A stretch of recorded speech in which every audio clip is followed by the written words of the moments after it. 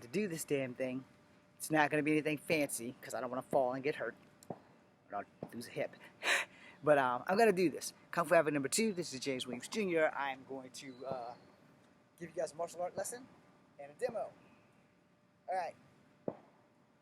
Okay, that's a leaf. We're kind of late to find a piece of crap out here now after all this time. So I've been watching the last 2 videos. I did some blindfolded stuff with weapons. Now I'm going to do blindfolded stuff without. I'm going to keep this really, really simple. You know. So, high block, punch. High block, punch. Alright? We're going to skip all that shit. That's the old school fancy smancy because you're going to sit in school in horse stance.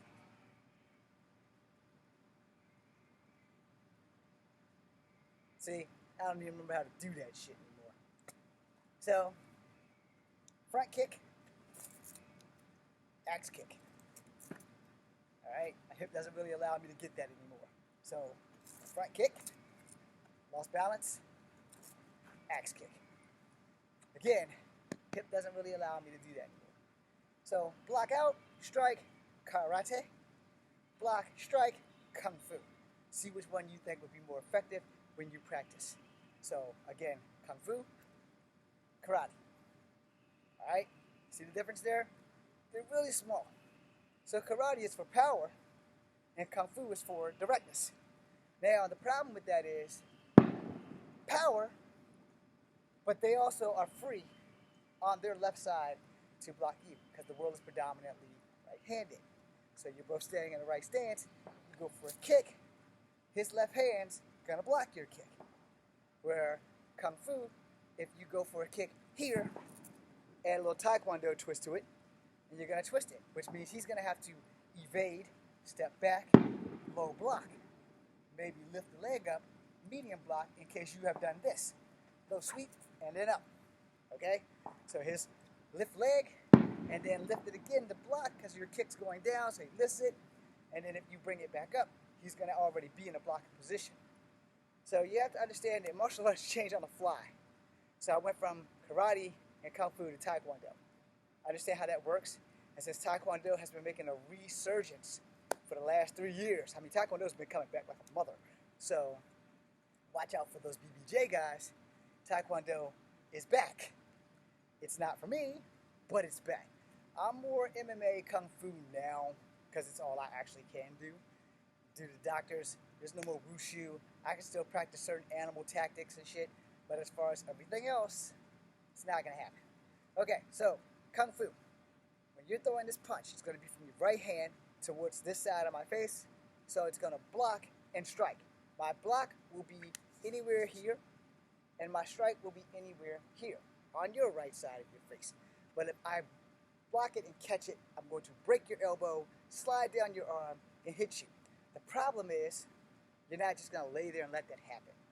Let's keep that shit real. Nobody's going to lay there and let you whoop their ass unless they don't see it coming. So, spinning back kick. Okay? Spinning heel kick. Alright, off frame.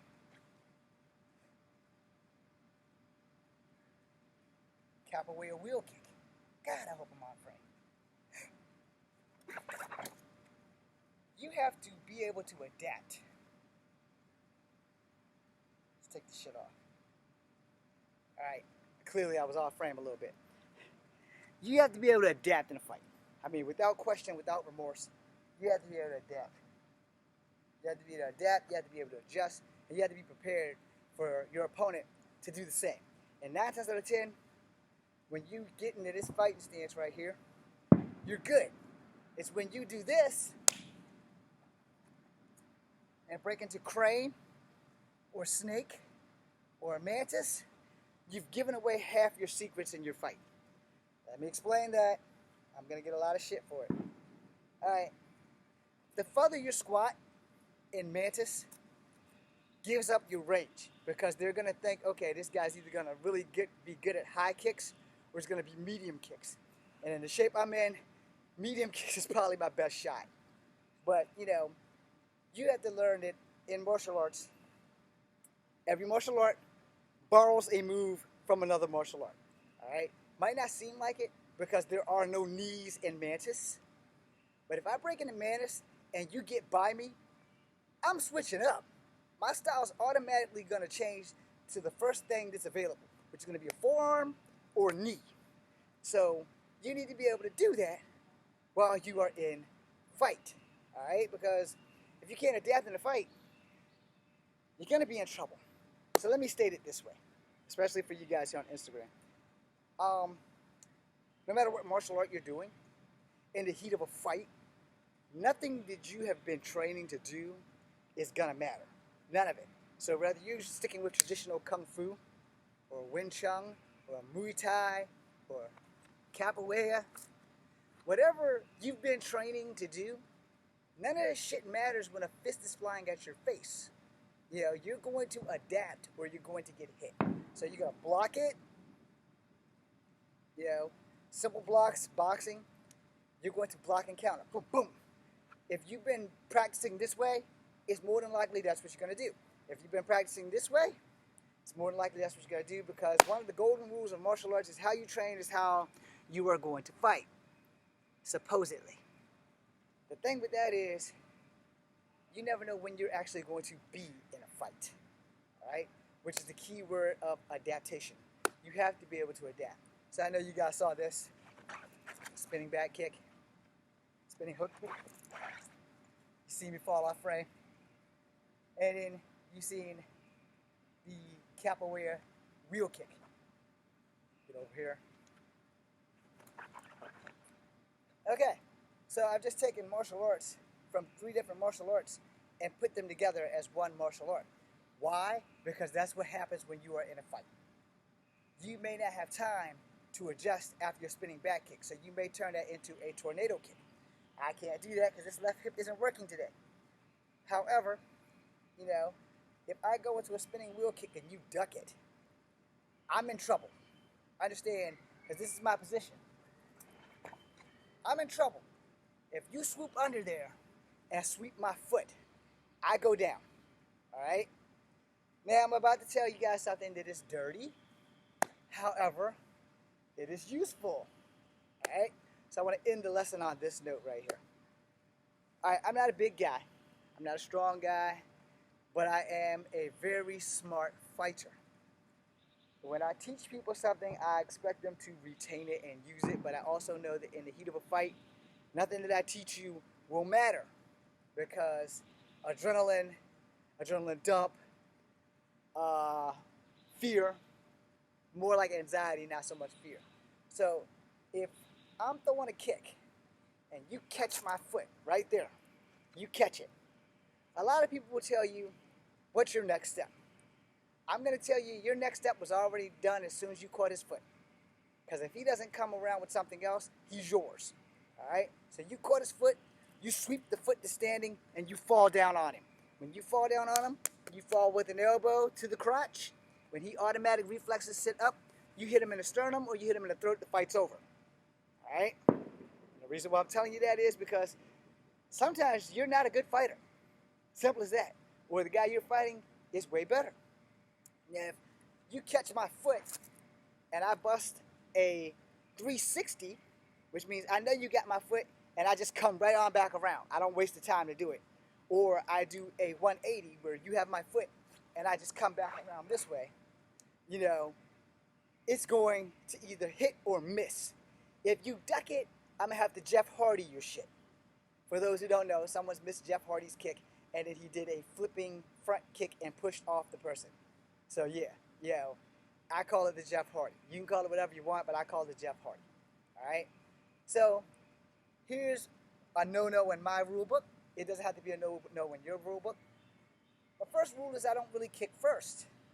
Yeah, it's just really that simple, because once you give away one of your weapons, your opponent can do what they will with it. All right? I also don't use this kick, ever. All right? There's a reason for that. You're open to whatever they want. You're open to whatever they want to do to you. If you jump and spin kick and you miss, boom! They hit you in your crotch. I'm sorry for the ladies watching. I'm a little bit more male orientated. I don't know how that would feel to a woman. I've never thought about kicking a woman in the crotch. But a dude, on the other hand, if he misses me with a jumping spin kick, his crotch is fair game. Because that's exactly where I'm planning on striking him to end this fight efficiently and quickly. So unless he doesn't have any testicles, I should win the fight very squarely because he decided he wanted to do this. Okay? It's good for movies. You know, same thing with this sequence I'm about to unleash. Alright? It's going to be fucked up because my left leg doesn't work. Boom. Boom. Any of those miss? Again, in movies, great. Real life, any of those miss, hang it up. Because if you miss that first attack and you go over, he ducks it. There's so many options he has. He can sweep your foot. He can kick you in the back of your thigh. He can take you down with like 9 different ways before your other foot hits the ground. Understand that. And that's just because you missed. You missed that. And you don't come back like so. Boom. Boom. If you don't come right back, if you try to break into a sequence, there's a good chance that you won't get the chance. Because when you land, he cups your knee. He cups your knee, you go down, he's got you. You see where I'm going with that? A lot of people, as I end this video, a lot of people don't understand how body mechanics work. And a lot of people don't understand how, when you're training in a dojo, this is another reason why I hate the black belt system. When you're training in a dojo and you can't earn a belt, but when you're sparring with people who have belts and you're whooping their ass, you should probably be the one with the belt, but you're not. Why do I say this? Because in Master Ennis' school, the Inner Stairway, I've beaten a few black belts in sparring matches. I've beaten green belts, white belts. I never got past my 7th degree white belt. But I could beat these people because of the fact that when I was learning martial arts, I didn't learn in a place to get belts. It was a freestyle karate, which is what I learned first. I switched over to Kung Fu because Kung Fu was more direct and it was more easier for people who were small to do Kung Fu versus giants. Not that giants can't do Kung Fu. I'm sure you all played Shaq Fu. And if you haven't, go check that shit out if you can find a Sega Genesis. Anyway, the point of the matter is, in every fight, you're going to have an obstacle that you must face, and you're going to have to find a way to conquer that obstacle. If you make a wrong move, you need to be able to adapt to catch up. If you go back to some of my videos, I have a video of me and Jay Diz, and I'm doing the bound hand, and I'm doing the thing. I do the 380, I think. I don't do the I don't do the 180. I do the 360, where he catches my foot. Now, for the movie, we cut it, so you don't know that I did not stick the landing. Which 9 times out of 10, it's kind of hard to stick that landing from all the way around. All right, the Enziguri or the 180 is easy to stick that landing. So the best I can tell you is I'm going to point you in directions of videos to watch so you can see what it looks like when it's done right. Ernie Reyes Jr. in Surf Ninjas does the 360. Brandon Lee in Rapid Fire does the 180. Go watch those so you'll see what they look like in case you don't go through my videos to look at it. So I'm going to point you in the right direction in case you don't want to see me do it.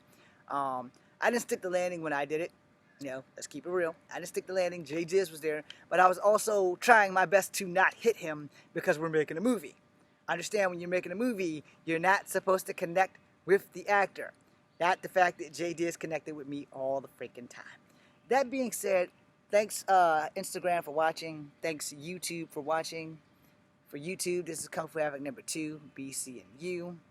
For Instagram, thanks for watching. Be seeing you.